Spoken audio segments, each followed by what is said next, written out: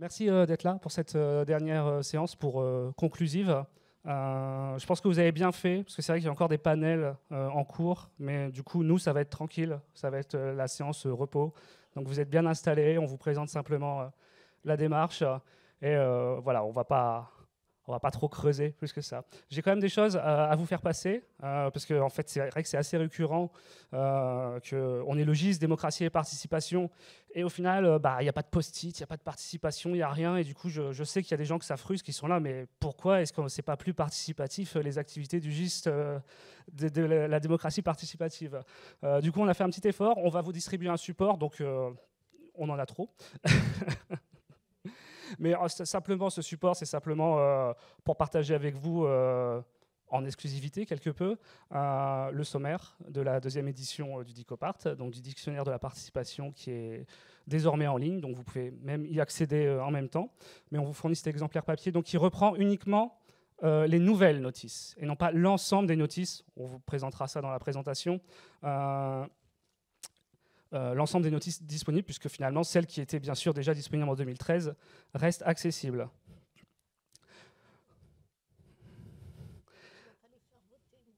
Non, mais je vais leur demander de compléter l'abécédaire, parce qu'il manque des lettres. Euh, Bon, on va faire un jeu. Jean-Michel nous rejoint, parfait. Euh, Parfait. Donc j'étais justement au moment de présenter le plateau. Donc avec moi, nous avons un invité, Monsieur Jacques Walter, qui vient de l'Université de Lorraine, laboratoire CREM, et qui est le directeur de la publication en charge du Publictionnaire, qui est un petit peu la publication sœur du DICOPART, spécialisée sur le dictionnaire encyclopédique des publics. Il me semble que c'est le titre exact. Ensuite, donc, 3 membres du comité éditorial que je présenterai dans son entièreté par la suite. Donc, j'ai avec moi Jodel Zetlaoui-Léger, professeur à l'ENSA, Paris-La Villette, c'est exact, exact. Stéphanie Vogic, maître de conférence. Tu complètes ton titre, s'il te plaît? En sciences de l'information et de la communication, merci. Et Jean-Michel Fourniot, sociologue, émérite depuis hier, si vous étiez là au cocktail, et président du GIS Démocratie Participation et père fondateur du GIS Démocratie Fondation. Et enfin, j'ai aussi avec moi Julie Prunek, assistante éditoriale qui a contribué largement à la réalisation du dictionnaire de la participation, sa deuxième édition, et présentement stagiaire au GIS Démocratie et Participation. Et depuis peu, master en sciences politiques. Félicitations. Donc je partage avec vous quand même un petit peu un aperçu du déroulé de ce qu'on a prévu. Donc vous dire donc un mot d'accueil évidemment, parcourir avec vous un petit peu des aspects formels. Voilà, vous montrer tout simplement à quoi ça ressemble ce dictionnaire. Présenter avec vous un peu les enjeux de composition d'un comité éditorial pluridisciplinaire. Donc voilà, on va être surtout sur des enjeux plus éditoriaux dans cette table ronde.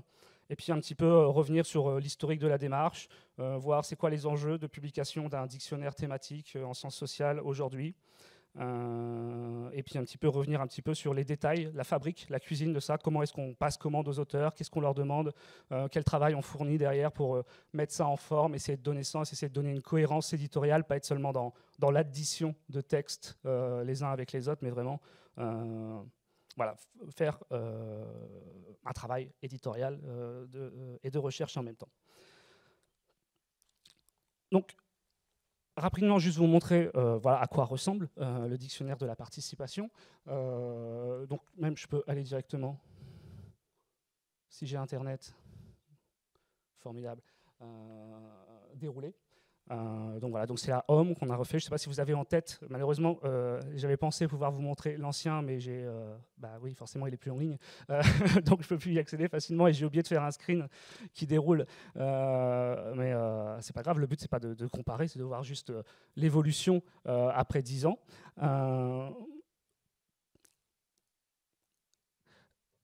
Et donc voilà la page sur laquelle on arrive. Je reviendrai un petit peu après, je vous présenterai, on va faire en plusieurs temps, les différentes rubriques, catégories, voilà, comment est-ce qu'on a essayé d'organiser le contenu pour essayer de lui donner un sens et le rendre le plus accessible et le plus pratique possible. Je vous présente ensuite les membres du comité éditorial et scientifique, dont une partie, comme je disais, sont présents avec nous. Juste pour souligner surtout rapidement, déjà donc rendre voilà, hommage à leur engagement et au travail qu'ils ont pu fournir sur une période restreinte. Donc c'est un projet qui a duré 1 an en tout et pour tout. On a commencé, on a embauché sur le projet en novembre dernier. Donc nous voici rendus à plus de 12 mois. Et donc l'enjeu de composition de ce comité éditorial, c'était d'abord un enjeu de renouvellement. Donc il faut voir que Loïc Blondiot, Hilaria Cassillo, Jean-Michel Fourniot, Rémi Lefebvre étaient déjà engagés sur la première version du dictionnaire de la participation en 2013. Et donc on a eu un double enjeu, d'abord un enjeu de paritaire. Voilà, il y avait voilà, c'est aussi des évolutions plus générales. Le comité éditorial de 2013 était insuffisamment paritaire. Et ensuite, des enjeux de maintenir une pluridisciplinarité. Donc, on a essayé de faire au mieux en termes de pluridisciplinarité. Donc, vous voyez, géographie, sciences politiques, sociologie, urbanisme, et sciences de l'information et de la communication sont représentés. Donc on est toujours victime de ses propres inscriptions. Donc évidemment la science politique est représentée, mais on verra aussi qu'il y a différentes sous-champs, sous-disciplines de la science politique qui sont représentées. Ça va de la théorie politique à la sociologie de l'action publique, à l'étude du champ partisan et de la démocratie participative. Et donc on arrivait quand même à couvrir un peu large, en tout cas à couvrir les différents axes de recherche du GIS démocratie et participation qui vous ont été présentés, qui ont organisé l'ensemble de ce colloque, comme vous avez bien compris, avec les 5 axes qui ont été proposés pour vous présenter les panels.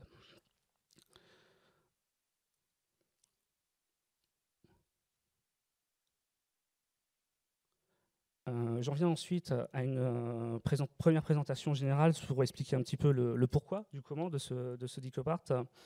Et je laisserai ensuite un petit peu la parole aux membres du plateau s'ils veulent compléter pour préciser mon propos. Mais donc l'idée de pourquoi le Dicopart, quelle est la justification de ce Dicopart et de cette mise à jour notamment en 2022.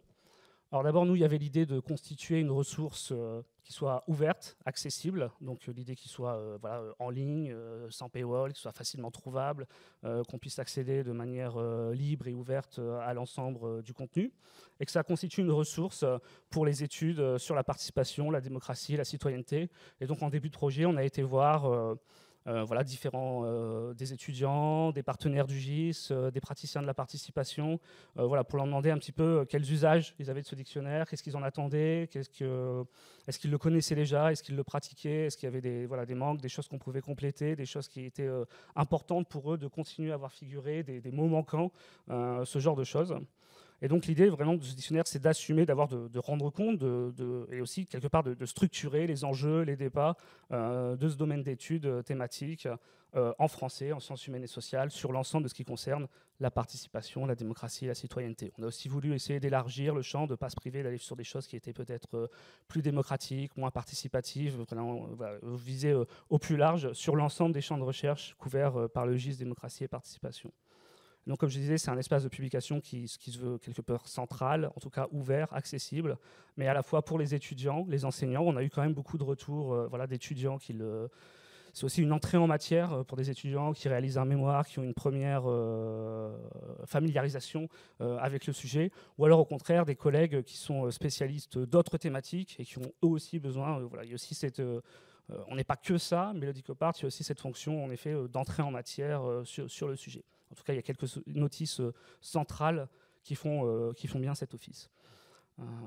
Et donc à la fois aussi pour voilà, les chercheurs, les praticiens de la participation. On a aussi beaucoup de retours de collègues qui évoluent dans des collectivités locales, ou voilà, qui se servent du dictionnaire de la participation pour outiller leurs pratiques, et aussi pour outiller leurs pratiques. Alors là, je me fais aussi le relais de gens qui auraient pu participer à la table ronde, mais qui n'étaient pas présents malheureusement et qui m'ont fait ce retour, mais qui se servent du dictionnaire de la participation, notamment dans leur rapport avec les élus, par exemple, ou avec les collègues, justement pour expliquer leur travail, pour expliquer aussi certains... Voilà, amener du fond, outiller leurs pratiques et les aider à aller de l'avant et à aussi convaincre, finalement, être dans un exercice de conviction, ce qui est un petit peu souvent le cas quand on travaille voilà, des collections spécialisées sur la démocratie participative dans des institutions, organisations ou administrations. C'est aussi dans un registre de conviction vis-à-vis de leur direction, de leurs élus, etc. Et donc c'est utile, enfin, en tout cas c'est ça qui témoigne, c'est utile pour eux d'avoir ce genre d'espace disponible et ouvert, voilà, qu'ils peuvent faire circuler, sur lequel ils peuvent s'appuyer. Et donc l'idée c'était bien d'avoir une deuxième édition pour actualiser et étendre le projet éditorial à ce niveau-là. Je ne sais pas si l'un d'entre vous voudrait éventuellement dire un mot sur cette idée de l'actualisation, le besoin. Peut-être Jean-Michel, si tu... Oui, il y en a un deuxième. Peut-être de dire, voilà, c'était quoi l'idée qu'il y avait derrière cette deuxième édition, pourquoi vous êtes dit, voilà, c'est le bon moment pour actualiser le Dicopart et 10 ans après, quelque part.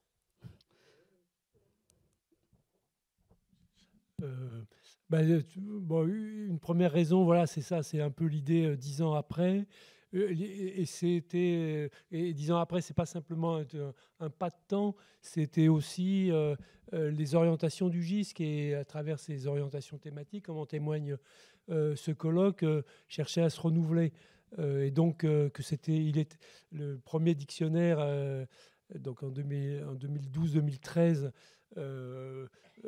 Marquait assez fortement, était fortement marqué par les premières orientations et premières thématiques du GIS, portant beaucoup sur notamment les dispositifs de participation. On a d'ailleurs créé 5 catégories de termes, théorie, dispositif, j'ai oublié, mais voilà, la catégorie dispositif était, je crois, la plus fournie. Et donc ça correspondait à une certaine vision des questions de la participation qui, je pense, aujourd'hui ont été sont largement renouvelés, et notamment parce qu'il y a voilà, les questions de l'expérimentation, la diversité des formes. Bon, et donc, il y avait tout un tas de notices qui n'étaient pas là dans le dictionnaire, donc il y avait un besoin de le renouveler.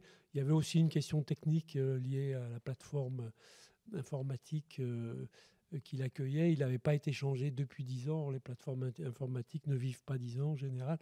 Et donc, il y avait un besoin en termes de sécurité de changer de plateforme. Beaucoup de bots, oui, sur le Dicopart qui était inscrit.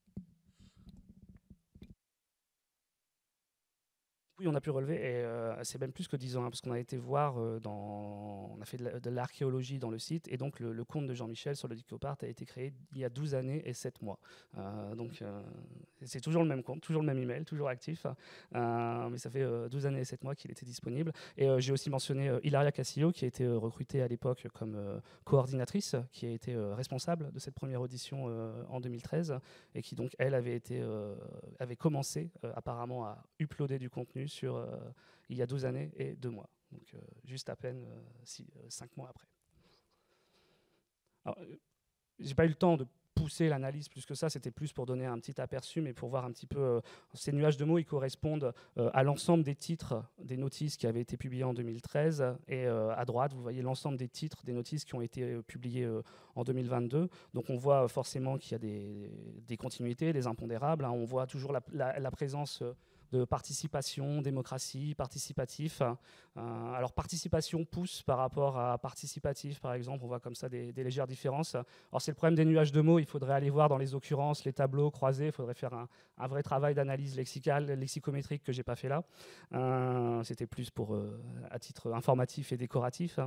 Mais quand même, on voit des choses qui émergent, on voit le droit, qui était pas, les sciences juridiques étaient pas beaucoup présentes dans la première édition. On a essayé de pousser un petit peu cet aspect-là, de s'ouvrir voilà, de faire preuve d'œcuménisme et de s'ouvrir à des collègues des sciences juridiques et de les solliciter à ce niveau-là.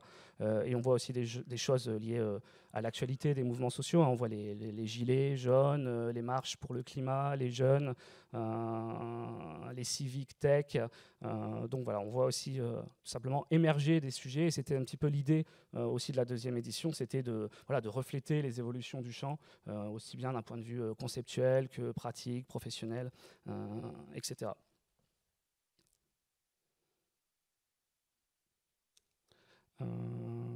Est-ce que Stéphanie ou Jodel, vous souhaiteriez ajouter quelque chose par rapport à cette idée de... Comment vous avez reçu l'invitation au comité éditorial? Qu'est-ce que vous vous êtes dit quand vous avez reçu cette sollicitation de la part du GIS Démocratie et Participation? Oui, oui. C'était en mode chill, donc on est en mode chill. Je pose une question de chill. Ouais, mais je sais pas allumer, moi, tu sais, les trucs techniques. Donc, tu veux qu'on réagisse à chaud comme ça à ta question? D'accord. Faut pas que tu te sentes piégé, par contre, si la question... Non, mais je me suis dit que ça allait pas être facile. Enfin, moi, j'étais heureuse titulaire de la notice démocratie électronique en 2013. Et je pense que c'était une des seules notices où il était question d'un rapport du politique à la technologie ou technologie numérique. Donc j'étais un petit peu, c'était un peu difficile d'établir des liens entre cette notice et puis les autres notices qui existaient alors en 2013. Mais en même temps, j'étais assez contente qu'il y ait une reconnaissance de ce concept. Et donc voilà, c'était quelque chose qui m'avait bien plu. En 2022, les choses elles ont considérablement évolué et je n'ai pas réécrit encore cette notice, ce qui est prévu. Elles ont considérablement évolué à de multiples façons. D'une part, sur la multiplication des travaux qui existent désormais sur les questions en lien entre la démocratie et les technologies numériques. Un deuxième aspect, c'est le basculement qu'on a pu voir entre un premier temps où on avait une vision un peu utopique de ce que pouvaient apporter les technologies aux pratiques participatives, avec l'idée que je défendais d'ailleurs en 2013, avec une définition de la démocratie électronique où il s'agissait de considérer la manière dont les technologies peuvent équiper la démocratie participative et peuvent renforcer cette dimension, alors qu'aujourd'hui, on a multitude d'affaires et d'événements. Je pense à des choses aussi variées que Cambridge Analytica, l'invasion du Capitole par les partisans de Trump qui se seraient organisés sur les réseaux sociaux, la multiplication des discours de haine, le complotisme en ligne, l'utilisation par les États de technologies à des fins de contrôle et de surveillance. Donc on a la version un peu plus dystopique, on va dire, qui était déjà présente dans les premières réflexions sur politique et numérique. Et donc ça me paraissait une nécessité absolue d'avoir des termes, d'une part de revoir la notice, ce qui est en cours, et d'autre part d'avoir davantage d'entrée sur des dispositifs, sur des concepts, sur des phénomènes en lien avec le numérique. Donc je pourrais développer plus si nécessaire, mais peut-être que je donne je donne la parole à Jodelle pour qu'elle donne son point de vue sur cette question précise. Oui, alors en fait, le champ de l'aménagement de l'espace, de l'urbanisme et de l'architecture, finalement, il est plus ancien que celui des sciences de la communication, en tout cas des nouvelles technologies. Mais en 2013, lorsque la première édition a été élaborée, finalement, si on regardait assez objectivement les choses en France, il y avait assez peu de recherches constituées dans ce domaine, sur la participation. En fait, aussi bien les chercheurs que les praticiens ou les élus ont estimé, en tout cas, je dirais entre les années 90 à 2000, que ce n'était pas un thème digne d'intérêt. Et donc, vous m'aviez sollicité en 2013 pour faire la notice sur urbanisme participatif. Bon, après, il y avait deux autres notices qui étaient assez proches, assez directement concernées par le champ, comme espace public ou bien gestion urbaine de proximité. Mais finalement, c'est vrai qu'il était difficile de s'étayer sur les premières thèses, vraiment sur la question, c'est fin des années 2000. Donc c'est assez tardif. Ensuite, quand j'ai été ressollicitée pour essayer d'élargir ce corpus, j'avais bien conscience qu'il y avait un essor important de ces travaux. Donc j'ai proposé qu'on s'appuie sur l'UMR CNRS l'a vu justement pour avoir, je me sentais un peu peut-être limité dans mon champ d'observation, et donc on a essayé de recenser à la fois des notices et puis des chercheurs avec aussi une recherche, je dirais, parfois de binôme entre des chercheurs et des praticiens pour vraiment inscrire les notices aussi au plus près, je dirais, de ce domaine qui est quand même un champ d'action, et je l'évoquerai tout à l'heure. Et donc, ce qu'on peut dire, c'est que on a apporté une quinzaine de notices qui sont vraiment ciblées sur le champ. Quelques-unes auraient pu figurer dans le premier dictionnaire, par exemple droit à la ville, mais en fait, on constate vraiment dans ce domaine que quantité de notices renvoie à des approches, à des pratiques émergentes ou nouvelles de la participation depuis une quinzaine ou une vingtaine d'années. Donc je pense que, en tout cas, regarder à 10 ans d'intervalle le DICOPART, ça dit beaucoup de choses aussi de l'évolution des pratiques, et j'en dirai peut-être quelques mots tout à l'heure. Oui, tout à fait. Ouais, c'est ça. C'est vrai que c'était aussi l'enjeu de constituer le DICOPART comme un corpus en tant que tel, en fait, qui lui-même dit quelque chose, peut être un objet d'étude, peut être étudié comme tel. Et c'est vrai que j'y avais pas pensé, mais vous deux, vous êtes vraiment un peu dans la même position, où c'est dans la première édition, il y avait une notice ou deux notices centrales qui couvraient l'ensemble, qui disaient en gros l'objet / la participation, voilà comment il est traité, démocratie électronique, projet urbain, urbanisme participatif. Hein, et on voit en 10 ans que là, alors ça ferait écho à la table ronde de ce matin, est-ce que c'est une forme de diffusion, de l'impératif participatif, de l'institutionnalisation des dispositifs, etc. Mais il y a plus de matière, il y a aussi des spécialités, des objets plus spécifiques qui rentrent dans le champ. Donc il n'y a pas aussi que, voilà, il n'y a pas que la volonté du comité éditorial d'élargir son propre périmètre, il y a aussi l'évolution de l'objet et du domaine par lui-même qui est reflété assez facilement dans le sommaire choisi.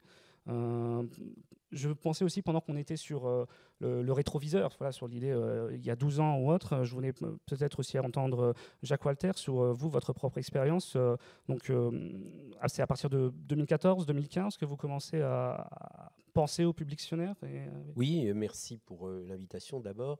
Oui, on a commencé à y penser à peu près dans ces années-là, pour une raison simple, c'est que l'unité de recherche qui s'appelle le Centre de recherche sur les médiations, que j'ai dirigé une vingtaine d'années, on avait un principe qui était pour chaque contrat, quinquennal ou quadriennal avant, d'avoir une thématique qui permettait à tout le laboratoire de travailler sur quelque chose de commun, puisqu'on représente 10 sections de CNU. Hein, donc voilà, c'est vraiment une unité interdisciplinaire. Et dans cette période-là, la thématique, on l'avait appelée comme ça, je ne l'appellerai plus comme ça aujourd'hui, ça s'appelait faire public. Hein, le faire quelque chose, bon, c'est devenu un horrible slogan, vide de sens, mais à l'époque, ça faisait assez chic. Et alors, on s'est dit, voilà, par rapport à ça, quels seraient les livrables possibles communs ? Et lors d'une discussion a émergé cette idée d'un dictionnaire. Et on s'est dit, mais chic, hein, voilà une bonne idée. Il n'y a pas d'équivalent, on ne sait pas trop de quoi on parle les uns les autres, ça recouvre des réalités très diverses, il y a multiplicité de théories, c'est pas la même chose en France, en Allemagne, au Royaume-Uni. Selon les disciplines, on regarde encore ça différemment. À l'intérieur des courants disciplinaires, là aussi. Donc, impossible de faire une synthèse. Ce serait vraiment hasardeux, et il faudrait plusieurs plans quinquennaux à la soviétique pour réussir à produire quelque chose de correct, et encore correct, on ne sait pas. Donc, la formule dictionnaire semblait, et semble toujours d'ailleurs, un bon moyen de faire un état des lieux, de voir où il y a des points d'affrontement, où il y a des convergences, où il y a de l'innovation, où il y a de la durée. Et c'est comme ça que c'est parti. Et alors, après, le titre est venu très très vite. Ça, on en est assez content. On trouve que ça sonne aussi bien que DICOPART. Et puis, on a commencé à regarder, ou tout au moins à regarder de plus près, comment étaient composés les dictionnaires en sciences sociales, enfin ceux qui au moins étaient un peu innovants. On n'est pas remonté au Lalande ou je ne sais quoi. Hein, voilà, on a pris ce qui était plus contemporain. Et très rapidement, nous avons découvert le DICOPART, voilà, qui nous a semblé vraiment une ressource intéressante, puisque nous, on était partis pour un dictionnaire en ligne. Donc voilà. Et Jean-Michel a accepté très gentiment de venir à une réunion, exposer comment vous travailliez à l'époque, les difficultés, puis on a confronté ça avec nos idées, puis c'est parti, on a fait notre chemin. Voilà, c'est comme ça que, sans esprit de concurrence, mais avec émulation et au contraire modèle du DICOPART, nous nous sommes engagés dans la voie qui nous est propre. Alors, nous aussi, on n'est pas loin des 10 ans, on n'y est pas tout à fait, mais bon, on voit bien qu'en l'espace de 7-8 ans, enfin un peu plus, on en est aujourd'hui par an à environ 500 000 visites. On a 500 notices, on a 300 et quelques auteurs. Voilà, donc ça correspond, ça nous semble important. On voit que ça correspond à un besoin, je ne sais pas, mais c'est une offre en tous les cas qui rencontre une adhésion. Il y a un public, sans mauvais jeu de mots, pour cela, qui est très diversifié, on le sait un peu. Et voilà, on a l'impression que à la fois on fait avancer la réflexion sur un domaine qui semble un lieu commun ou une sorte d'évidence, alors que c'est exactement le contraire. Et puis, on voit aussi que ça va de l'enseignement secondaire à l'enseignement supérieur. Enfin, il y a vraiment une appétence pour ce type de réflexion. Alors, la grande différence aussi avec le Dicopart, enfin, j'en vois au moins 2 majeurs, parce que sur tous les attendus, j'ai relu ce qui était sur le site. Enfin, on se reconnaît pleinement. C'est un dictionnaire encyclopédique et critique. Donc, on a bien ce double aspect qu'on retrouve dans le Dicopart aussi. Les différences peut-être, c'est que la notion de public est évidemment beaucoup plus large que celle de participation. Donc on a un problème de mise en... Enfin, un problème non pas. On a un défi de mise en cohérence, d'organisation, de voir jusqu'où on va. Ça, c'est une première chose. Et puis le deuxième élément, c'est que nous, on n'en est pas à la deuxième édition, puisqu'il n'y a pas d'édition. Il y a eu la première. Ensuite, c'est au fil de l'eau que nous publions des notices. Voilà. Donc le dictionnaire s'enrichit en permanence, ce qui lui permet d'épouser une forme d'actualité ou d'agenda scientifique, mais parfois aussi, et très vite, des questions qui font controverse, voire polémique ou débat. Alors, je donne 2 exemples. Gilets jaunes, voilà, on l'a eu très vite, avec un an de recul, et ça n'a pas été sans mal parce que justement, on avait le nez dessus et ça provoque des débats à l'intérieur du comité éditorial. Ou alors, un autre exemple, il y a eu un moment un débat sur la cancel culture. Bien, là, les positions étaient très diverses. Donc, il y a une notice qui est signée par Nathalie Hennig et une notice qui est signée par Éric Fassin. Donc, évidemment, ce n'est pas tout à fait le même discours, mais c'est le même objet. Et je pense que là, c'est à la fois une position que nous assumons, c'est-à-dire que nous n'allons pas trancher par rapport à des débats en cours, nous y refusons. Dans cela, j'en dirai 2 mots tout à l'heure, on est dans le prolongement d'une rubrique de la revue Questions de communication, mais d'autre part, on ne veut pas non plus l'éliminer. Donc on essaye de trouver une forme qui permette d'éclairer notre lectorat sur les enjeux d'une discussion. C'est pour ça qu'on n'est pas... Là, il y a beaucoup d'insistance sur la thématique de la controverse dans le Dicopart, vous le dites très souvent. Nous, c'est un élément du débat, mais ce n'est pas le seul. Voilà. Alors, prolongement de la revue Questions de communication, comme il y a participation du côté du Dicopart, il y a des appuis sur des revues. Il y a une autre revue qui s'appelle Pratique aussi, qui est fabriquée par notre unité de recherche en linguistique, en sciences du langage globalement, en littérature, pardon, et en didactique. Bon, voilà, on a de la ressource. Et dans Questions de communication, on a une rubrique qui s'appelle Échange, qui fonctionne sur ce modèle. C'est-à-dire, il y a une question scientifique qui est posée, et puis il y a des avis différents qui s'expriment, mais jamais sur le mode de la polémique, ni même finalement de la controverse. On essaye de cadrer les choses dans le débat. Voilà, donc de ce point de vue-là, Dicopart, pour nous, a fonctionné. Il fonctionne encore comme un modèle, enfin comme vous le disiez tout à l'heure, une revue sœur, ou une revue mère pour nous, puisqu'elle existait avant. Et ce lien est un lien fort. Et la preuve, c'est que des auteurs, enfin, il y a de la navigation entre les 2 dictionnaires, et je trouve ça très bien. Il y a plusieurs auteurs qui m'ont dit mais oui, mais ma notice, comment je la cadre, parce que je suis en train d'en faire une pour le publictionnaire, sur la même commande, etc. Mais on a réussi à trouver. Mais après, c'est vrai que moi j'avais eu cette interrogation quand je m'interrogeais au début sur le paysage éditorial, etc. Et j'avais comparé les 2 corpus. Et en fait, c'est pas si superposé que ça. En fait, déjà, le publictionnaire a plus de notices, c'est plus fourni. Et donc, finalement, il y a 10% des notices, j'avais compté, qui se retrouvent dans les 2, mais qui sont traitées différemment. Et puis, il y a des choix éditoriaux différents dans le publictionnaire. Vous faites notamment des notices biographiques, quelque chose qu'on pas des notices biographiques. Auteurs, théoriques, mais du point de vue de l'auteur. On explique en quoi la pensée d'un auteur ou d'une autrice, évidemment, est susceptible d'éclairer la compréhension des phénomènes liés au public. ce Voilà, qu'un la auteur biographie dit n'est sur les que publics, secondaire dans l'affaire. et voire même parfois ce qu'il aurait dit. C'est-à-dire parfois il y a aussi un exercice de réinterprétation, parce que c'est pas forcément des auteurs qui ont beaucoup travaillé sur la thématique. Oui, c'est-à-dire en quoi, bon, c'est typiquement l'exemple de McLuhan, par exemple, qui n'a pas écrit directement sur les publics, on a une notice, parce que ce qu'il dit permet, avec du recul, de comprendre d'une certaine façon les publics. Donc c'est une valeur extrêmement heuristique, là, au sens vrai du terme, pour penser les questions. On en a d'autres du même genre qui vont arriver. Et du coup, j'avais une question dernière sur, sur les deux fonctionnements. C'est vrai qu'on l'avait bien relevé. Là, le Dicopart a plutôt fonctionné sur la logique du coup de collier, quoi. On met beaucoup d'intensité de travail sur une courte période pour faire la première édition, puis la deuxième édition, et avec quelques mises à jour dans l'entre-deux, mais finalement pas vraiment un rythme de croisière au fil de l'eau comme vous le présentez, ou vous finalement vous fonctionnez presque davantage comme un comité de rédaction aussi de revue, quoi, qui se revoit régulièrement, qui va poser. Mais je me demandais comment vous fonctionnez dans la commande aux auteurs. Comment vous identifiez les auteurs? Est-ce que c'est un travail d'identification?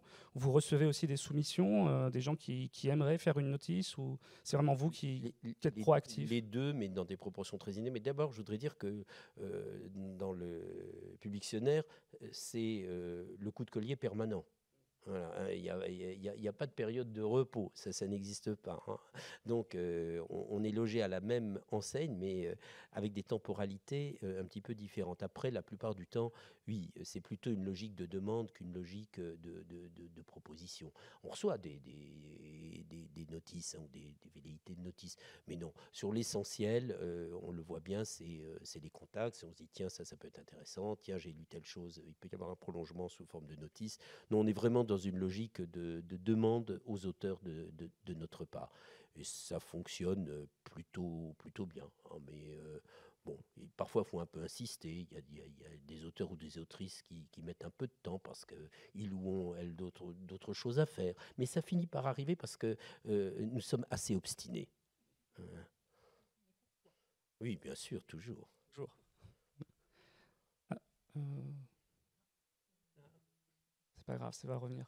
Ça revient pile poil c'est presque magique. Ça a passé une slide tout seul, parce que c'était mon prochain propos, exactement ce que vous disiez. C'était sur l'idée de discuter de la commande aux auteurs, mais je laisse d'abord la parole à Jean-Michel. Vas-y, s'il te plaît. Non, je voulais, parce que je ne sais plus dans l'ordre je voulais revenir un tout petit peu sur les origines du dictionnaire. C'est maintenant ouais, bon. Non, mais non, mais en rebond un peu à ce qu'a dit Jacques.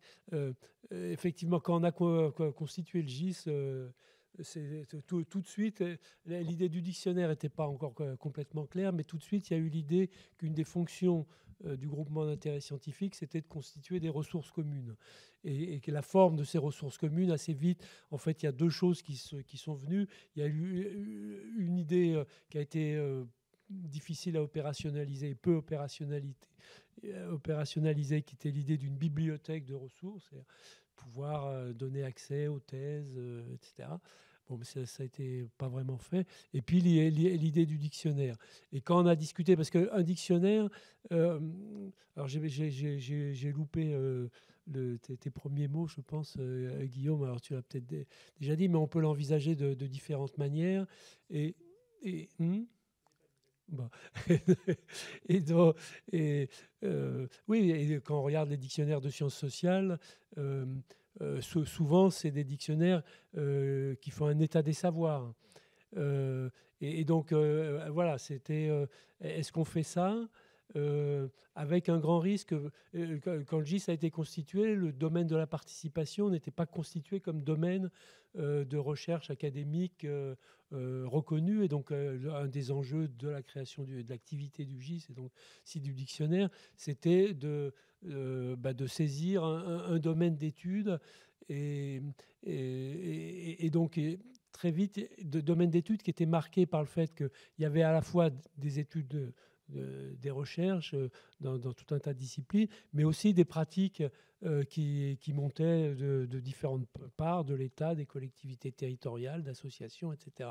Et donc l'idée, c'est qu'il fallait essayer de rendre compte des usages des mots parce que c'était d'ailleurs la demande qui nous était faite, plutôt qu'avoir un dictionnaire état des savoirs académique, disons, comme il y a pu avoir un certain nombre d'ouvrages, par exemple, qui faisaient le point sur un champ d'études en faisant un bilan des savoirs. Alors après, on a au colloque de 2011, le numéro de participation, il s'est appelé bilan des savoirs, mais justement, il avait cette vocation, dans les 8 domaines, de faire un bilan des savoirs. C'est pas ce qu'on avait, c'est pas du tout ce qu'on a envisagé pour le dictionnaire. Je pense que ça reste, c'est bien l'idée que les mots dans le champ de pratique de la participation sont des mots dont les définitions peuvent faire l'objet de controverses, peuvent en tout cas d'appropriations différentes selon les acteurs, et qu'il fallait essayer de rendre compte de cette diversité d'usage des mots. Donc le terme dictionnaire ne rend pas tout à fait bien cette idée-là, parce qu'en France, un dictionnaire, c'est un dictionnaire de définition, donc qui fixe les choses. On a quand même voulu laisser une rubrique avec quelques lignes de définition, parce que c'est quand même pratique, et c'est souvent ça qui est réutilisé d'ailleurs. Mais l'esprit, c'était plutôt de montrer que... Et donc, il y a toujours possibilité d'avoir deux définitions distinctes, deux sens distincts pour bien marquer que les mots ne sont pas d'usage. Justement, il y a rarement un seul usage complètement arrêté des mots.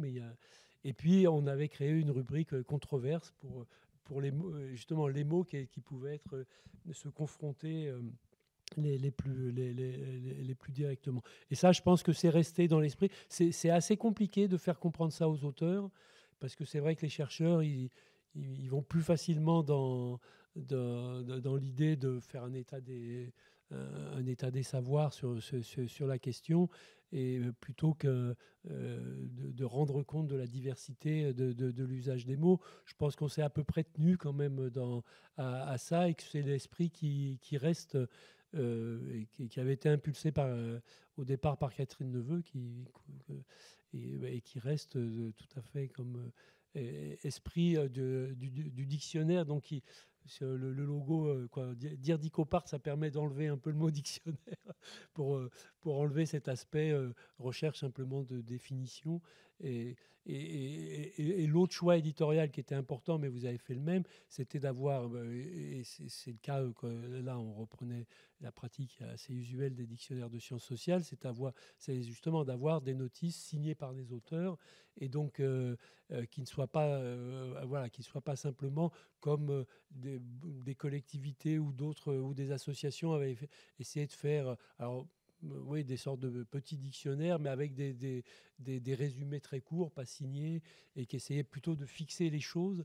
Là, l'idée, c'était pas du tout, la volonté du dictionnaire n'était pas de fixer les termes, mais de donner à voir une multiplicité d'usages. Voilà.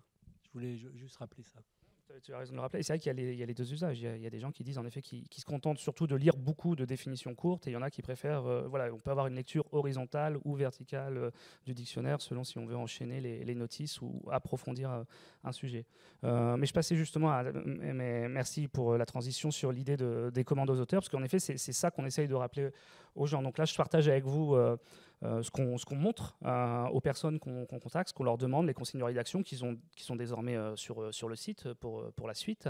Donc pour rappeler qu'on a à la fois d'écriture scientifique, c'est-à-dire qu'on attend une structuration du propos, une problématisation, l'usage de concepts, de références essentielles, mais en même temps un critère, une exigence d'accessibilité, donc une certaine concision du propos, une lisibilité, et aussi des formes d'explication, ne serait-ce aussi que dans le choix des termes, des mots. Voilà, pour essayer parfois de dire les choses plus simplement, ou en tout cas de façon moins située ou autre, pour être plus accessible possible. Et donc l'idée, le format, c'est d'être plutôt sur du 8000 à 15 000 signes, 3 à 5 pages, sachant que dans la réalité, en effet, puisqu'on s'adresse beaucoup à des chercheurs, on est dans une négociation permanente au niveau des signes, donc on arrive facilement. On a été obligé d'accepter des notices à 20 000 signes assez régulièrement.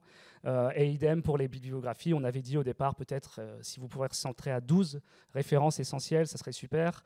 Mais on a toléré 20 assez régulièrement. Et après aussi une certaine ignorance de notre part au sens situé, c'est qu'il y a des concepts, des disciplines, des approches qui ont besoin des références, qui ont besoin de, voilà, si on a une notice plutôt orientée théorie politique, historique, etc., le fait d'enchaîner des références, finalement, et l'écriture elle-même, et l'apport lui-même, le fait d'aller chercher différentes références dans l'histoire des idées ou autres. Et donc là, pour ces notices, là, on a fait clairement exception, et on dit non, pour cette notice-là, en fait, la bibliographie est un apport en soi, et donc il faut vraiment accepter de l'étendre. Mais pour les autres, on a quand même essayé de maintenir la consigne de la biographie essentielle. Parce qu'en effet, l'idée, c'était pas forcément de produire uniquement des états de l'art, mais plutôt d'assumer des points de vue sur des notions. Et donc, on a 4 grands repères qu'on partage avec les auteurs. D'abord, l'idée qu'à chaque fois, mais ça, il faut le rappeler, mais l'idée quand même d'expliciter le lien entre l'entrée et les enjeux de la participation démocratique. Voilà, le but, c'est quand même de collectionner des objets, mais à chaque fois de les relire au prisme des enjeux du Dicopart, de la ligne éditoriale du Dicopart. Et ça peut sembler évident, mais non, c'est un combat dans un truc, il faut le rappeler. Aussi de porter, comme Jean-Michel le rappelait bien, porter une attention toute particulière à la diversité des usages du terme, selon les contextes, les acteurs, refléter vraiment l'enjeu à la fois pluridisciplinaire du Dicopart, mais aussi l'enjeu critique. C'est aussi ça la définition qu'on donne au terme de dictionnaire critique. De restituer les controverses qui entourent le mot dans la littérature scientifique, la production institutionnelle, le monde social. Et tout ça avec l'idée de rendre accessibles des résultats principaux. Dites-moi. Ouais, mais en fait, c'est parce que le premier, en fait, je l'ai rappelé comme un repère, mais en fait, le premier, c'est même pas un repère. Le premier, c'est presque, c'est l'implicite. Et en fait, c'est vrai qu'il s'est ajouté à la suite comme un repère. Et je pense que j'ai jamais édité le PDF du document. Il s'est resté à 4. Mais celui-là, en fait, je l'ai rajouté après parce que j'ai vu qu'il était nécessaire. Je fais, au fait, il faut expliciter le lien de l'entrée avec les enjeux de la participation. Ça serait pas mal. Et donc aussi, quelque chose qui était important pour nous, ce qui est en lien avec l'idée des controverses et l'idée qu'on peut avoir même plusieurs points de vue et même plusieurs notices sur un même terme, d'assumer, d'encourager les auteurs à assumer les spécificités de leur point de vue. Pas forcément d'essayer d'embrasser toutes les positions ou les rappeler, mais vraiment ne pas avoir peur d'assumer un point de vue sur une notion et au contraire de partager avec le lecteur comment ça renseigne l'exploration de ce terme, l'analyse des usages du mot, la situation de la personne. Une autre façon de présenter la même information, c'est de vous présenter directement la structure typique indicative d'une notice, qu'on a présenté une sorte de chemin de fer aux personnes. Alors, vraiment indicatif, puisqu'on laisse la liberté d'auteur, comme ça a bien été rappelé, les notices, elles sont signées, elles sont personnalisées, individualisées, et donc on a aussi laissé les gens faire leur travail de chercheur, d'écriture, de production. On n'a pas imposé comme ça un canevas précis, mais on l'a quand même proposé pour donner une idée générale. Et donc l'idée, en quoi ça consiste une notice du Dicopart, c'est d'abord une définition courte, en effet. On a dit un maximum d'une 50aine de mots, et éventuellement, si pertinent, en effet, détailler plusieurs acceptations, dire sens 1, sens 2. C'est rare qu'il y ait sens 3. C'est généralement des gens se limitent à l'opposition entre sens 1 et sens 2 quand ils font la distinction. Ensuite, l'idée d'abord de poser les termes, d'avoir un paragraphe introductif général avec les usages les plus courants, les possibles controverses ou luttes de définition autour d'un terme. Et après, vraiment rentrer dans le dur pour saisir les enjeux, avoir plusieurs parties, voire des sous-parties problématisées pour décrire ces usages situés du terme, les liens avec les enjeux de la participation, avec aussi un certain point de vigilance, peut-être d'éviter des développements trop chronologiques ou alors des inventaires de points de vue, juste dire le mot selon X, Y, Z, non, aller un petit peu plus loin dans, vraiment proposer quand même une problématisation, de ne pas être dans une logique de glossaire, ne pas non plus être dans une logique d'article scientifique, mais trouver un entre-deux, quelque chose qui puisse satisfaire un petit peu les deux parties de ce point de vue-là. Et aussi, ne pas hésiter en conclusion à penser aussi les limites sur le contexte de pertinence du terme. Essayer de se décentrer un petit peu. Est-ce que le propos qui a été tenu là, il n'est pas un petit peu situé dans l'espace social, dans le temps, dans les périodes historiques, se décentrer d'un point de vue linguistique, culturel, politique, et aussi avoir aussi les intérêts et les limites par rapport à d'autres termes concurrents ou proches, et comment est-ce qu'on fait la distinction entre deux termes qui peuvent sembler synonymes mais qui ne le sont pas forcément, ou pas pour tout le monde, pas pour tout le temps. et donc, en plus, comme je disais, ensuite, à la fin, conclure avec une bibliographie plutôt resserrée, si possible.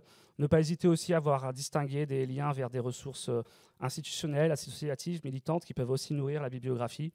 Et aussi avec un point de vigilance, essayer aussi de limiter les renvois. C'était la tactique qu'on avait trouvée, c'est de limiter les renvois aux travaux personnels pour aussi éviter des notices qui seraient trop promotionnelles. L'idée, c'est quand même d'assumer un point de vue, et de faire, non, voilà, mais aussi de ne pas seulement défendre. Ça a pu arriver. Ça a pu arriver. Et ensuite, les mots-clés, les catégories. Avant de présenter les chiffres, je voulais d'abord faire écho aux différents axes thématiques qui ont été reconstruits a posteriori. En fait, on n'est pas arrivé avec ces axes-là au départ. Ces axes-là, ils ont émergé dans la discussion au sein du comité éditorial au fur et à mesure de l'identification des enjeux qui nous semblaient saillants, importants, etc. Et c'est vrai qu'au début, on a fait exploser les catégories du premier dictionnaire où, comme Jean-Michel le rappelait, il y avait notions, dispositifs, théorie, acteurs, des catégories qui étaient inégalement remplies, inégalement mobilisables. Parfois, c'était difficile de savoir entre notions et théorie, notamment chez les étudiants que j'avais rencontrés, il y avait beaucoup de confusion, ce qui dit aussi quelque chose. C'était intéressant de revenir là-dessus.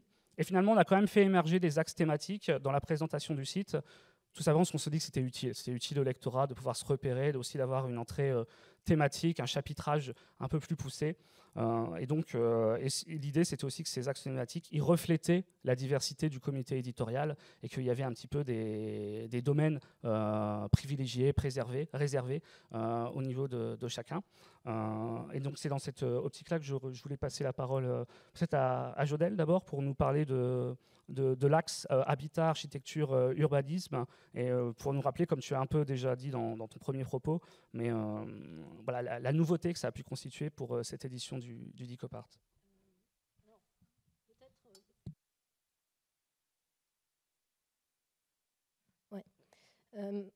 Peut-être dire comment j'ai vu aussi la spécificité du domaine par rapport aux autres, en termes donc d'éléments qui peuvent le caractériser sans que ça soit forcément toujours des exclusives.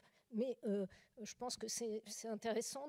J'ai essayé d'avoir un peu une lecture transversale des notices pour se dire, finalement, qu'est-ce qui est spécifique un peu à cet axe du point de vue du rapport à la participation. Alors, déjà, l'idée, c'est de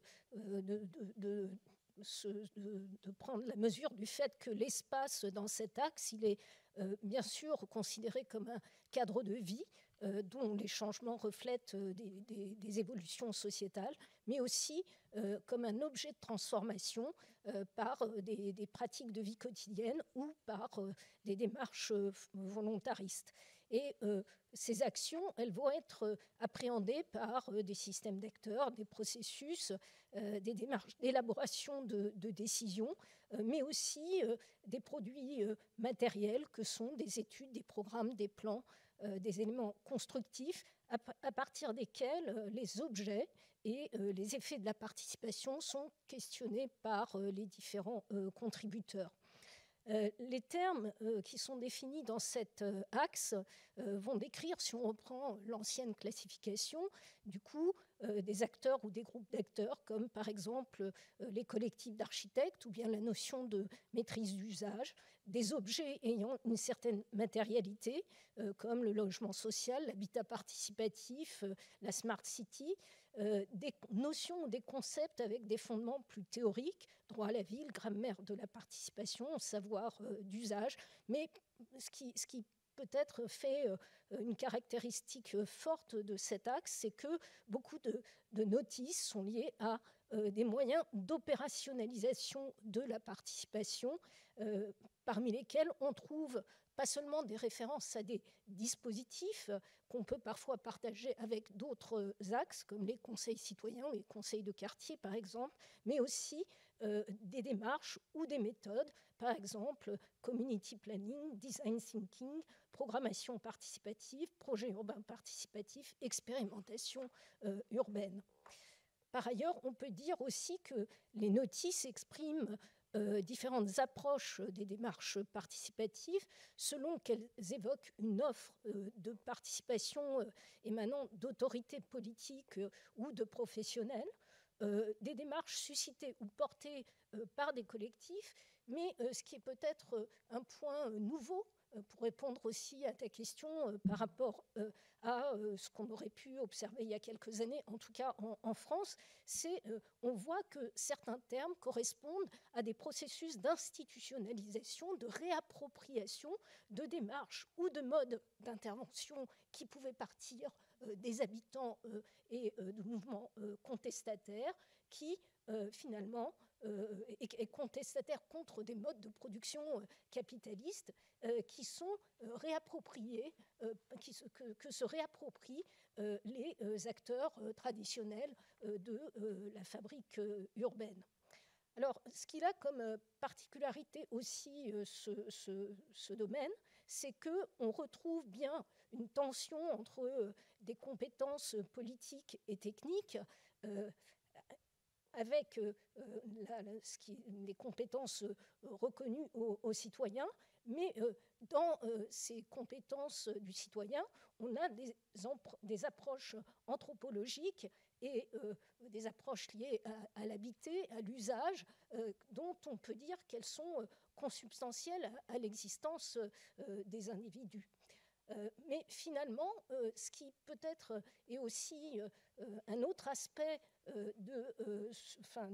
une autre caractéristique du domaine, c'est que parmi ces questions de domination qui sont en jeu dans les démarches participatives, on trouve une forme de domination qui est peut-être plus singulière et qui est liée aux conditions d'énonciation d'un jugement sur le plan esthétique ou de la création artistique pour lequel le citoyen ordinaire a pendant longtemps été considéré comme incompétent. Et donc, on voit bien comment aussi le rôle du citoyen tel qu'il est présenté dans les notices, en fait, il vient bousculer la façon dont traditionnellement le système de production d'espace a été représenté autour de deux figures un peu idéaltypiques ou majeures que sont le décideur maître d'ouvrage et le concepteur maître d'œuvre. Alors, ce qu'on voit aussi, c'est que finalement, la manière de bousculer ce système, elle s'est faite de façon contestataire, de façon, comment dire, par des phénomènes de lutte qui ont commencé en fait à la fin du XIXe siècle et qui se sont prolongés au cours du XXe siècle avec des démarches d'assistance de praticiens aux populations.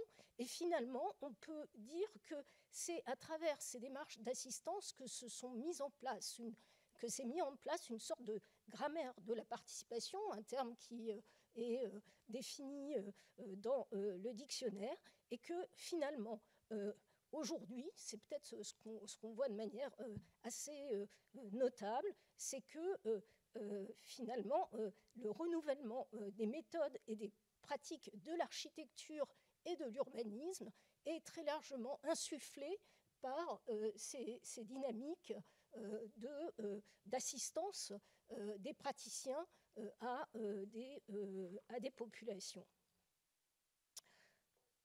Alors, pour dire quelques autres points sur des évolutions récentes, on voit clairement qu'on est dans un domaine qui est très sensible au mouvement d'institutionnalisation de la participation. Pourquoi ? Parce que l'usage, la gestion de l'usage du sol dépend beaucoup des pouvoirs publics, et donc les évolutions réglementaires, eh bien, elles sont, les acteurs politiques et techniques vont être très sensibles aux évolutions réglementaires qui concernent en particulier les modalités d'usage du sol. Et finalement, on peut distinguer deux grandes vagues d'institutionnalisation de la participation. dont une seconde vague qui est relativement récente, à partir des années 2000, et qui permet d'expliquer aussi à la fois le regain d'intérêt pour le sujet, de la part non seulement des praticiens et des élus, comme je le disais tout à l'heure, mais aussi de la part des chercheurs.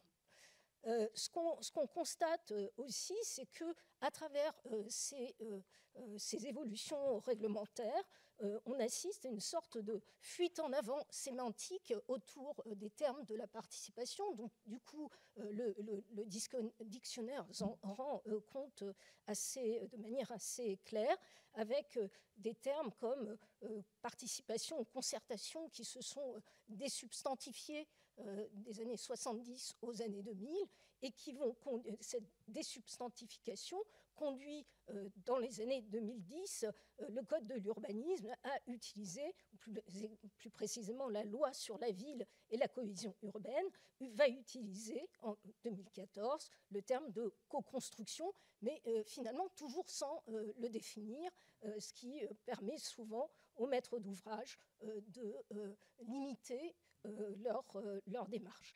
Alors, peut-être juste un dernier point, ce qui est assez notable, tu commençais à en parler tout à l'heure, c'est que finalement, aujourd'hui, il y a un effet un peu démonstrateur des démarches de participation qui sont accompagnées par des collectifs de praticiens. Ces démarches sont porteuses d'innovation qui essayent finalement, qui suscitent l'intérêt des collectivités locales, des grands opérateurs de l'urbain, des aménageurs, etc. Et donc, finalement, c'est là où je parlais tout à l'heure de réappropriation de ces démarches par ces opérateurs. En fait, on voit que ces dernières années, ces opérateurs ont découvert que l'attention à accorder au savoir d'usage et que la participation peut avoir une dimension inventive. Ça jouait pour eux comme une véritable révélation, mais du coup, un certain nombre, on peut dire qu'un grand nombre de notices s'interrogent finalement sur la portée de bon nombre d'actions participatives qui sont encouragées au titre de la co-construction par ces opérateurs. Deux grandes questions, c'est dans quelle mesure ces pratiques sont-elles destinées à faire effet de levier pour démocratiser et écologiser la manière de transformer et de gérer les espaces urbains? Visent-elles à explorer des alternatives ou bien constitue-t-elle au contraire un opérateur puissant de la diffusion des modèles néo-managériaux dans les politiques urbaines? On peut dire qu'il y a une sorte de convergence de presque la quasi-totalité des notices autour de ce questionnement. Oui, un air de famille globale à ces notices. Mais tu précises bien, d'ailleurs, co-construction est la notice la plus citée dans la littérature scientifique, je veux dire, en termes d'occurrence, de citations via Google Scholar. Donc on voyait bien. Et sur la sémantique. Et par contre, il y a encore des manques. Tu me faisais remarquer qu'on n'avait toujours pas lutte urbaine, par exemple. Et donc il faudrait qu'on comble ça. Mais merci beaucoup pour ce travail. Et le texte de Jodelle est accessible en ligne, donc vous pouvez le retrouver le détail voilà, de cet exercice en fait, de donner sens, comme je le disais, de donner sens au corpus du Dicopart et de voir comment les notices se répondent entre elles, construisent voilà, un réseau de sens et comment on déconstruit C'est vraiment très précieux d'avoir pu faire cet exercice. Merci beaucoup. Stéphanie, est-ce que tu voudrais ajouter un court mot sur le numérique, éventuellement? Si on a un petit peu de temps. Oui, on a un petit peu de temps, mais on a un peu plus de fatigue et de... Oui, de toute façon, à partir du moment où il y a plus de monde sur la scène que dans la salle, on arrête. Exactement, donc je vais être beaucoup plus... Mais on est en streaming sur YouTube, beaucoup de monde te regarde potentiellement. D'accord, bon, bah, écoute, là, ça, tout de suite, s'il y a des cœurs et tout, c'est ça. Voilà. Oui, c'est tout à fait stimulant, je suis parfaitement dans une logique acclamative.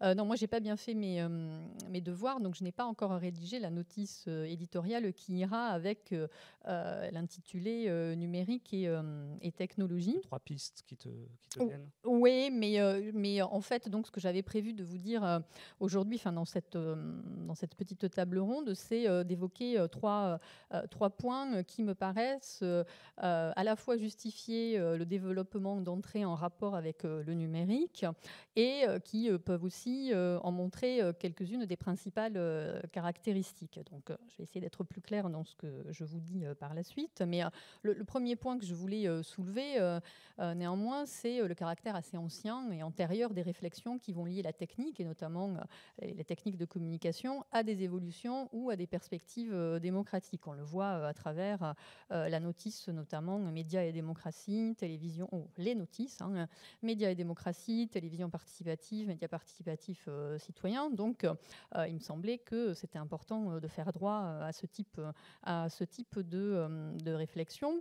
Et ça a entraîné évidemment la nécessité d'une actualisation de la notice de 2013, avec une interrogation, et c'est peut-être pour ça que je ne l'ai pas encore actualisée, sur la pertinence de conserver le vocable même de démocratie électronique, parce que à l'époque, donc il y a une dizaine d'années, c'était assez clair dans la littérature qu'il y avait l'idée que l'on va équiper finalement les instances et représentatives et participatives de la démocratie par des moyens technologiques pour essayer de pallier aux difficultés, aux dysfonctionnements repérés par le fonctionnement habituel des dispositifs participatifs.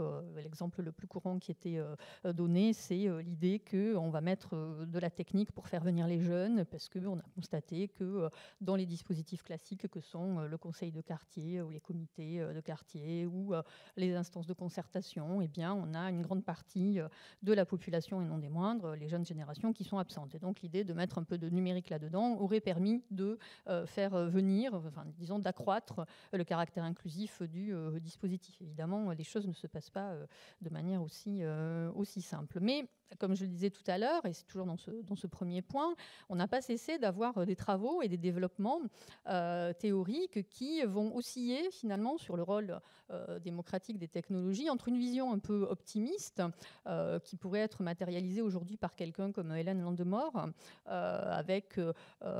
qui fait une proposition de démocratie continue, si on reprend le vocabulaire de Dominique Rousseau, à travers le fait, toujours pareil, d'équiper technologiquement les mini-publics, parce qu'on a beaucoup parlé de mini-publics, donc ce qu'elle appelle les open mini-publics, donc avec l'idée qu'on peut essayer désormais de considérer les technologies comme pouvant rendre effectives des choses aussi compliquées que les délibérations de masse. Donc, parce que l'idée, c'est un des problèmes que rencontre...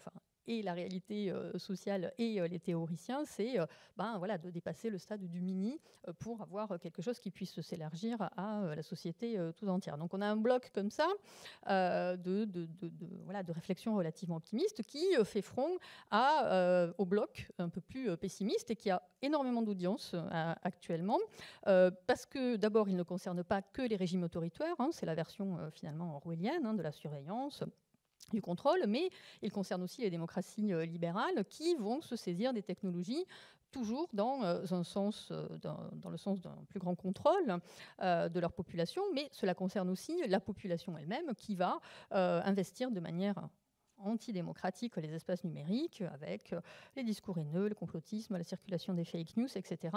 Et choses qui doivent être interrogées. Et dans les notices qui sont en rapport avec numérique et technologie, on a ce balancement, on a des notices surveillance, on a une notice complotisme, et puis on aura la notice démocratie électronique qui essaiera de faire droit donc à développement peut-être pas uniquement, encore une fois, dystopique. Donc il y a par ailleurs, d'autres éléments justifient la multiplication d'entrées en rapport avec le numérique. C'est assez basiquement, quelque chose auquel on ne pense pas forcément, c'est tout simplement l'apparition et le développement des dispositifs sociotechniques eux-mêmes, tout simplement comme les réseaux sociaux. En 2013, c'est pas que ça n'existait pas, mais leur place dans la vie quotidienne, dans la société était bien moins élevée, quand on sait que on a des enquêtes qui montrent que le rapport aux politiques des jeunes entre 16 et 18 ans est à 80% médiaté par plus Facebook, mais les réseaux sociaux. Donc Facebook est désormais le réseau des boomers. Ouais, c'est ce qu'on me dit en entretien. De toute façon, je ne suis pas sur Facebook, c'est pour les boomers. Donc, bon.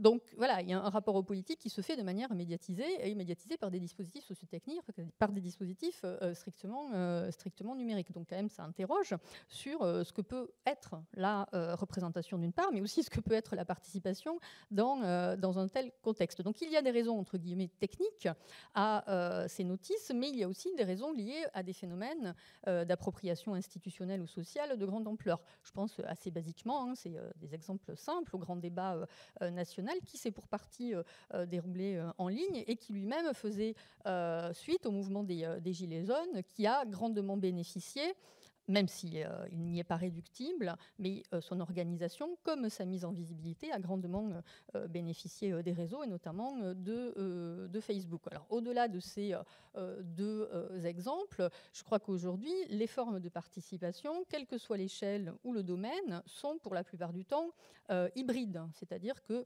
tout dispositif participatif qui est organisé par une institution va s'accompagner d'une version en ligne. Donc, que ce soit une consultation, que ce soit une concertation, que ce soit un budget participatif. Enfin, vous ne pouvez pas imaginer, en tant qu'institution, collectivité territoriale, faire désormais uniquement une réunion publique pour débattre de tel ou tel projet. Il y a forcément un pendant en ligne. Alors, il est pensé plus ou moins bien, il est designé sur une plateforme, sur un site web, de telle manière à porter une certaine conception de la participation et du rôle des usagers. Mais voilà, chose qui n'était pas forcément évidente en 2010, 2011, 2012. De la même manière, comme c'est développé, comme ont pu le dire Magali Nonjon et Alice Mazeau, un marché de la participation, c'est développé également un marché de la participation en ligne, avec le développement en effet des civic tech qui vont promouvoir des logiques participatives pas toujours identiques, le plus souvent d'ordre consultatif, même si certaines d'entre elles plaident pour des modèles plus délibératifs, tels que la plateforme Decidim, qui est notamment utilisée à la mairie de Barcelone. De la même manière, si on s'intéresse, excusez-moi, j'ai une présentation un peu binaire entre les citoyens d'un côté et les institutions de l'autre, mais si on regarde les citoyens, les mobilisations elles-mêmes ne peuvent plus être construites ou élaborées sans un recours, même minimal, aux technologies. Qu'il s'agisse de rendre visible une cause à travers des formes de hashtag activisme sur Twitter, qu'il s'agisse de signer des pétitions électroniques, de hacker des sites gouvernementaux, toutes choses qui ne sont pas égales par ailleurs, parce que ça demande des compétences qui ne sont pas complètement similaires, de hacker un site gouvernemental et de signer une pétition contre la mort des abeilles sur change.org. Et il n'en reste pas moins que c'est des formes d'action qui sont relativement nouvelles et voilà, qui interrogent sur les contours et la teneur de la participation aujourd'hui. Donc on a une importance donnée dans les notices aux dispositifs techniques pour actualiser, pour mettre en œuvre de nouvelles formes démocratiques, pour instrumenter les procédures canoniques de la démocratie représentative, comme on peut le voir avec la notice vote en ligne, ou pour en imaginer de nouvelles, relativement nouvelles, parce que le débat est aussi dans la notice, avec la notice civic tech. Donc il y a effectivement des notices en lien avec ces fameux dispositifs sociotechniques, donc vote en ligne, mais on a aussi l'inusable forum en ligne, pour lequel j'ai une tendresse particulière, les réseaux sociaux. Voilà, donc un dernier ordre que je pourrais évoquer sur l'importance d'accorder plus de place aux notices en rapport avec les technologies, ce sont des raisons d'ordre conceptuel, même si c'est peut-être le point le plus délicat à développer, puisque les rapports entre pratique numérique et démocratie ou participation donnent lieu, même si on n'a pas forcément en France un écho très très fort de ces débats, mais donnent lieu à de nouvelles théorisations qui mériteraient, à mon avis, des débats. Par exemple, l'idée de représentation directe, qui est développée par Michael Neblo, qui lui envisage l'utilisation des smartphones pour accroître le lien entre les élus et les constituants, ou l'idée de démocratie réactive, qui est développée par Paolo Gerbodo, qui fait cette fois référence aux logiques justement acclamatives ou réactionnelles qui seraient favorisées par les prises de parole sur les réseaux sociaux. Donc on a aussi d'autres concepts plus classiques, si j'ose dire, qui sont revisités par les effets des technologies. Je pense à des choses aussi, je ne dirais pas connues, mais telles que, on va dire, gouvernementalisation l'actualité, qui se trouve retravaillée de fait par l'intégration des technologies dans l'action de l'État, dans une perspective en tout cas annoncée comme étant plus démocratique. Mais on voit émerger de nouvelles conceptualisations autour de la plateformisation. Donc on a la plateforme aussi dans le domaine de l'urbanisme, mais on a aussi cette interrogation du côté des technologies. Une des difficultés du cadrage que l'on peut faire pour la notice éditoriale relative à ces différentes entrées, mais c'est quelque chose qui est beaucoup plus général au Dicopart, c'est les frontières qui sont parfois assez difficiles à tracer entre l'action collective, ce qui relève des mobilisations, et ce qui relève de la participation. Parce que du coup, dans les notices que l'on a vote en ligne, civic tech, plateforme, smart city, complotisme. J'ai essayé de toutes les dire, j'ai pas pu le dire. Dropping, c'est bien. Ouais, quand même. Mais voilà, certaines, j'ai pas pu encore les caser. Je peux caser open data avec la plateformisation, je pense. Bon, il y a des choses qui restent, voilà, qui demeurent encore un petit peu. Pardon ? Oui, un petit peu absente. Voilà. Mais non, je ne vais pas dire le mot absent. Donc, ce que je veux dire, c'est que, à mon sens, la notice éditoriale qui porte sur ces entrées ne peut pas être complètement close. Voilà. Ouais, parfait. Merci beaucoup pour la conclusion. Je voulais entendre à nouveau peut-être donner la parole à Jacques, Monsieur Walter, pour vous entendre sur cet enjeu d'éthéorisation, cette idée de prendre des axes thématiques et de faire une collection des notices, etc. J'ai vu que, sauf erreur de ma part, il n'y a pas vraiment de notices comme ça thématiques d'ensemble, éditoriales sur le Publictionnaire, mais par contre, il y a quelque chose qui fait un petit peu office de ça, c'est aussi via votre newsletter, où régulièrement vous publiez une sélection des notices du Publictionnaire en écho à l'actualité ou en écho à un domaine particulier, et vous dites, vous incitez ce qui fait aussi de l'animation du site, ce qui est aussi un bon enjeu. J'aurais bien voulu vous entendre un petit peu sur la fabrique de cette animation thématique. Oui, c'est tout à fait ça. C'est-à-dire qu'on a 4 familles, donc qui sont posées, qui nous servent de repères et qui servent certainement aussi aux usagers du Publictionnaire. On n'a pas fait ce travail que vous venez de faire là maintenant, c'est-à-dire d'essayer de voir si on clique sur, je sais pas, mettons notions et théories, puisqu'on a cette entrée-là, ou sur lieu et dispositif, et de voir ce que ça donne, enfin, de l'analyser un petit peu. Alors, pour nous, c'est vrai que c'est un peu délicat. Ça peut être un instrument de pilotage, parce que le dictionnaire n'est pas clos, puisque chaque mois, nous avons quelques notices supplémentaires. Donc, de ce point de vue-là, c'est un outil de pilotage. Alors, on sait très bien aussi qu'on a, sur le plan théorique ou de thématique, des lacunes. On les a identifiées. Une des difficultés qu'on a parfois, c'est à faire venir les notices. À trouver un bon interlocuteur, un interlocuteur qui s'y colle vraiment. C'est pas toujours simple. Et puis, on attend parfois assez longtemps les notices, je le disais tout à l'heure, mais c'est pas un 20 mots. C'est-à-dire qu'on préfère attendre 1 an, 2 ans, 3 ans et avoir la notice qui est très bien faite par le ou la spécialiste de la question, plutôt que de chercher un palliatif en disant, faute de griffe, il y aura monsieur ou madame Merle. Donc, non, ça, on ne joue pas à ça. On ne joue pas à ça du tout. On assume le fait qu'il y ait des trous dans la raquette, pour prendre une expression journalistique, et puis ça viendra bien à un moment ou un autre. Alors, on a une façon effectivement de mettre de l'ordre dans notre affaire et de montrer comment ça peut être exploité en faisant ces fameuses lettres thématiques que j'organise de temps à autre, qui permettent de dire, autour d'une question, il y a de la ressource. Alors, ça a un double intérêt. Un, effectivement, de fournir de repères à notre lectorat. 2, de nous dire, tiens, il y a un filon à creuser, il manque telle et telle et telle et telle notice. Et c'est parfois plus simple de le faire de cette façon-là que de réfléchir frontalement à la vaste question des dispositifs, à la vaste question des acteurs, parce qu'ils vont être infinis. Voilà. Donc là, la dernière lettre, elle doit être du début de cette semaine, je crois, sur je l'ai reçue, oui. liées à la télévision, puisque c'était la journée fort peu connue, mais internationale néanmoins, de la télévision. Et on voit là, personne ne sait que ça existe. Un jour, je suis tombé là-dessus. Une journée internationale de tout, je crois. Chaque jour est une journée internationale. Comment ? Ah bah oui, il y a des journées surtout, mais bon, la télévision, ça nous intéressait, hein, bien évidemment. Oui, il y a la journée de la Il y participation. a la démocratie maintenant. Non, mais il faut la lancer, il faut la lancer. Je pense qu'on pourrait créer un comité. Hein, on pourrait faire ça le 25 novembre. Hein, donc ce serait la journée internationale de la participation. Bon, plus sérieusement, voilà, on met en liste toutes les notices qui touchent à la télévision. Et on se rend compte évidemment à ce moment-là qu'il y a des lacunes. Donc on va essayer de les combler dans les temps qui viennent. Bon, voilà comment on anime. Mais on n'a pas un plan d'ensemble fixe. Hein, il y a une gestion quand même relativement souple du publicationnaire, et il ne faut pas se cacher, de temps en temps il y a des effets d'aubaine. Enfin, c'est ce que je disais un tout petit peu tout à l'heure. On discute à la fin de la séance, tiens, au fait, tu pourrais peut-être faire une notice là-dessus, ça me semblait intéressant, et hop, c'est parti pour cette notice-là. Je trouve que ça a l'avantage de rendre nos dictionnaires très vivants et loin d'une forme d'académisme. D'ailleurs, notre dictionnaire est peu normé. On a des normes, mais c'est pour mieux les transgresser. Hein, donc voilà, là, il y aura bientôt une notice qui fera pas loin de 70 000 signes.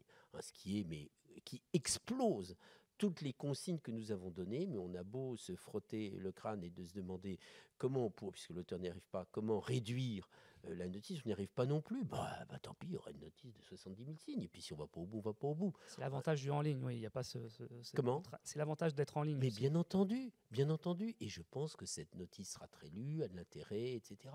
Eh bien, c'est comme ça. Voilà. Et je trouve que ça, c'est quand même, dans le jeu de contraintes qu'on s'impose, c'est quand même une bouffée d'oxygène. Et je trouve ça très bien. Merci. Mais en tout cas, oui, c'est vrai que cette lettre thématique, je trouve que c'est une pratique inspirante, même pour le Dicopart. Et je pense que, si vous nous autorisez, je pense qu'on sera peut-être amené aussi à reproduire cette pratique, en tout cas de temps en temps, à avoir voilà, un petit zoom sur certaines notices qui peuvent faire écho à certaines notions. Je pense que c'est une bonne façon de faire vivre le site dans la durée. Bien sûr, ça fait vivre. Hein. Et puis, on rend mieux le service auquel on aspire. Ouais. Bien. Pour conclure, on va vous retenir encore 5 minutes, considérant qu'en effet on avait commencé en retard, mais on ne va pas aller beaucoup au-delà. Mais parce que j'aimerais quand même pouvoir passer la parole à Julie Plenec, qui a beaucoup travaillé sur la relecture, l'édition, la révision des notices, voilà, qui a un travail de bout de chaîne, mais qui est essentiel à la conceptualisation et à la bonne lisibilité de l'ouvrage. Et Julie voulait notamment nous dire un mot sur cet enjeu d'intertextualité, d'édition des notices, en tout cas de voir aussi, voilà, de se poser la question, parce qu'elle s'est rendue compte elle-même, à quel point les enjeux de forme ne relèvent pas que de la forme, quelque part. Oui, je te prends ton micro. Oui, juste pour finir, vraiment quelques minutes. Moi, pour recontextualiser, en fait, je viens pas du tout du milieu de l'édition. Et moi, donc, j'ai été recrutée pour le Dicopart pour en fait finir vraiment le travail que Guillaume avait commencé avec le comité éditorial. Et donc moi, pour être très honnête, quand je suis arrivée dans l'aventure, je me suis dit, bon, qu'est-ce que je vais faire ? Je vais uploader des notices sur le site, et puis ça va s'arrêter là. Et en fait, pas du tout. Et donc, j'ai été assez surprise en fait, du pouvoir que je pouvais encore avoir, même en fin de chaîne, parce que les enjeux d'éditorialisation, et c'est ce que je voulais aussi partager avec vous, en fait, ils se traduisent dans des tout petits détails des fois. Juste, en fait, moi, je l'ai remarqué sur le choix d'une illustration, par exemple, pour une notice. En fait, ça va complètement changer le ton de la notice, et donc ça va mettre aussi le lecteur ou la lectrice dans un tout autre état en fait au moment de la lecture. Donc l'illustration, et puis il y avait aussi tout un enjeu avec Guillaume de réfléchir aussi à, et on m'a posé aussi la question tout à l'heure de pourquoi ne pas penser à imprimer par exemple le dictionnaire. Et moi je trouvais que c'était aussi intéressant parce que ce côté en ligne il permet aussi de vraiment créer des liens entre les notices, donc très concrètement par des liens hypertextes ou par aussi des renvois automatiques liés aussi à la caste des mots. Mais tout ça, en fait, ça demande une vraie réflexion en amont, de vraiment essayer de penser le dictionnaire comme un système de mots et donc créer des liens. Et en fait, ces liens-là, il faut aussi à un moment se mettre un petit peu, nous, en fait, essayer aussi d'assumer nos points de vue. Et donc, il y a plein de moments pendant des lectures de notices où je me suis dit, ça me fait penser à une autre notice. Mais donc là, pour le coup, c'est vraiment un choix de ma part. Et donc, je trouvais ça aussi intéressant de vous questionner, vous, peut-être qui avez commencé à regarder un petit peu le dictionnaire, puisque ce qui implique des choix de notre part sont donc forcément questionnables aussi par les lecteurs et les lectrices. Peut-être vous auriez fait d'autres choix. Et donc, comme on est un petit comité, est-ce que vous avez commencé à regarder un petit peu le dictionnaire et qu'est-ce que vous en avez pensé ? Ils sont au bout. Mais en tout cas, si vous avez des retours à nous faire, en tout cas, on serait très preneurs et très preneuses. Parce que c'est en fait un dictionnaire qu'on veut aussi co-construire avec vous. Et donc, notamment pour peut-être finir sur un truc dont on s'est rendu compte, c'est qu'il nous manque quelques mots pour avoir des mots dans chaque lettre du dictionnaire. Et donc, si jamais vous trouvez des mots pour des futures notices qui commencent par K, Q ou W, n'hésitez pas. Wokisme, pas mal. Ouais. Alors, le Q, pour être exact, on l'a déjà, parce que dans la première édition, il y avait qualité de la participation, qualité de la délibération et quartier. Donc, le Q est rempli sur le site, mais on ne l'a pas dans la deuxième édition. Oui, désolé, on ne va pas me citer littéralement sur celle-là. Mais en tout cas, le K et le W, wokisme, très bonne suggestion, Sophie. Et le K, kleptocratie, pourquoi pas, ouais, on pourrait. Donc, c'est bon, en fait, on est rempli, on peut faire l'abécédaire. Bien sûr. Merci. Moi, j'ai une question quand même. Je fais partie du comité éditorial. J'ai quand même une question, parce que c'est le Dicopart quand même. Et en fait, en le regardant, je me suis demandé, alors c'est peut-être une tarte à la crème, puis ça apporterait pas grand-chose. Mais donc voilà. Non, ouais, mais c'est l'ouverture l'ouverture aux commentaires. Parce que ça m'interroge quand même sur certaines notices. Tu vois, par exemple, la notice réseaux sociaux, que j'aime bien, c'est quand même une conception, c'est quand même un développement conceptuel, voilà, de la place des réseaux sociaux en démocratie. Bon, ça se discute, quoi. Je veux dire, c'est pas un truc aussi... donc, du coup, est-ce que, tous les deux, c'est un truc qui vous a traversé l'esprit? Parce que le en ligne, c'est à la fois la possibilité de faire 70 000 signes si tu en as envie, de faire de l'intertextualité, de faire de l'illustration comme tu veux, mais c'est aussi la possibilité de faire réagir ou agir les gens qui consultent, quoi. Et donc voilà, je me demandais si c'était une perspective réaliste ou complètement ou qu'on écarte, parce que de toute manière, on est dans un dictionnaire, voilà, c'est comme ça, on discute pas, quoi. J'ai un avis, mais Jean-Michel, tu veux peut-être réagir, parce que c'était un projet de la première édition, en fait.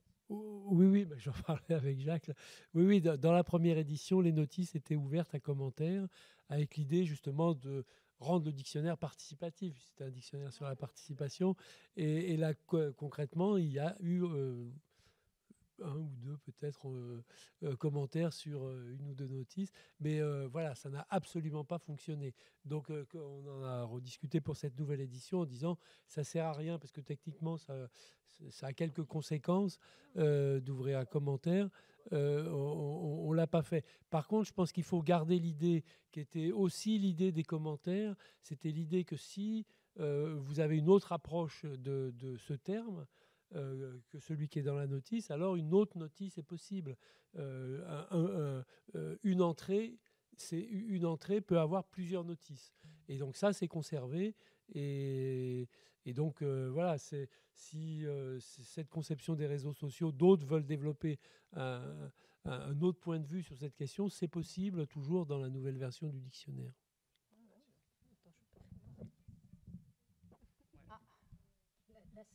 La salle veut parler. Oui, vas-y. On a un autre micro pour toi.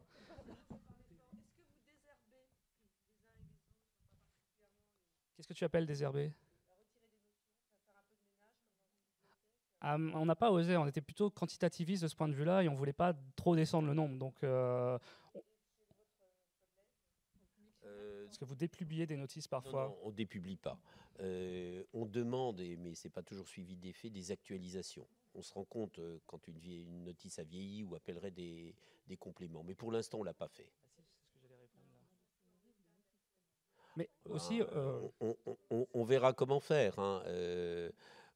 On a le cas. Hein. On a l'un ou l'autre auteur décédé, par exemple. Hein, donc, il y a un moment ou un autre où la question se posera, mais on fera ça avec une forme de délicatesse. Hein. On va pas... Non, mais je suis sérieux en disant ça. Hein. C'est-à-dire que c'est quand même très rude de dépublier. Il faut que ce soit motivé, ou alors c'est un cas de force majeure, comme je l'ai indiqué à l'instant. Non, pour l'instant, on n'en est pas là. Mais des demandes de révision, oui. Ça, on l'a fait. Quelques-unes ont été retravaillées, mais ce n'est pas le cas de toutes. Et d'ailleurs, je pense que c'est réellement un effort pour les auteurs, hein, parce que je pense que vous le savez très bien, hein, faire un texte relativement court, c'est pas si facile. Hein. Il faut des talents d'analyse, de synthèse, enfin puis ça correspond à un moment, se replonger dans quelque chose comme cela et réinjecter de nouveaux documents, ça touche souvent à l'économie générale de la notice, alors qu'on croit que c'est juste cosmétique, pas du tout. Donc c'est un exercice délicat. Mais c'est juste, il faudrait accentuer ce moment au bout de 10 ans. C'est sûr qu'il y a de l'eau qui a coulé sous le pont. Enfin, c'est un truisme. Enfin, bon, voilà. Mais c'est une vraie question. Mais on l'a pas encore, on l'a pas prise à bras le corps, même si de temps à autre, on a demandé sur certaines notices des révisions. On l'a fait par exemple à l'occasion de certaines lettres spéciales, en disant tiens, elle est bien la notice, mais bon, est-ce que vous pourriez ou est-ce que tu pourrais revoir? Ça n'a pas rencontré un franc succès. Ouais. Bah, nous, on l'a fait aussi parfois aussi en assumant du coup d'aller chercher un autre auteur, parfois pour avoir un autre éclairage. Et c'est vrai que par rapport au désherbage ou à l'archivage, nous, on a vraiment assumé aussi de dire d'emblée tout ce qui est publié en 2013 doit rester, doit être conservé tel quel, ne serait-ce que parce que ça a un intérêt historique par rapport à l'état du champ à un moment. Voilà comment on pensait la participation à ce moment-là. Alors peut-être que maintenant, vu de 2022, c'est pas encore assez loin pour qu'on se le présente comme ça, mais bon, à terme, il y a aussi un intérêt d'archivage de ce point de vue-là. Et sur l'idée d'aller chercher les controverses, c'est pour ça que j'étais sur la slide finale qui était rappeler aussi l'ouverture aux contributions et de dire que en effet, on peut ramener une nouvelle contribution, c'est évidemment potentiellement un nouveau mot, s'il y a un mot manquant pour étendre le champ thématique, mais aussi c'est aussi une nouvelle notice sur un mot qui est déjà référencé pour mettre en scène une controverse, et on en a déjà récupéré comme ça, parce qu'en fait, c'est vrai que toutes les notices elles ne sont pas évaluées, mais elles sont relues par des relecteurs extérieurs ou des relecteurs du comité éditorial. Et comme là, c'était pour le coup des collègues qu'on invitait à produire quelque chose, on n'allait pas derrière après refuser. Bon, parfois, on a bataillé pour améliorer grandement pour que ça puisse être bien publié, mais les gens qui relisaient n'avaient pas vraiment la possibilité de refuser une notice. Et du coup, s'ils mettaient C, la note pour refuser une notice, finalement, ils s'engageaient à produire leur propre notice. C'est-à-dire qu'ils montaient un désaccord. Et ça, c'est astucieux. Hein, ça n'a pas forcément beaucoup fonctionné. Du coup, on a eu beaucoup de B plutôt que de C. Il n'y a que du B. Mais il y a quand même eu 2-3 notices, je pense, qui vont arriver, qui sont prévues début 2023, parce que du coup, il y a eu la relecture a permis de mettre en forme un désaccord. Alors parfois, on sait très bien que si on envoie cette notice-là à un tel ou une telle, on sait qu'on va potentiellement mettre en scène un désaccord, justement. Mais ça permettait justement comme ça d'engager une conversation avec un collègue en disant votre approche est très intéressante et il faudrait en faire une notice. Alors une fois sur deux, ça marche pas, mais une fois sur deux, ça fonctionne quand même.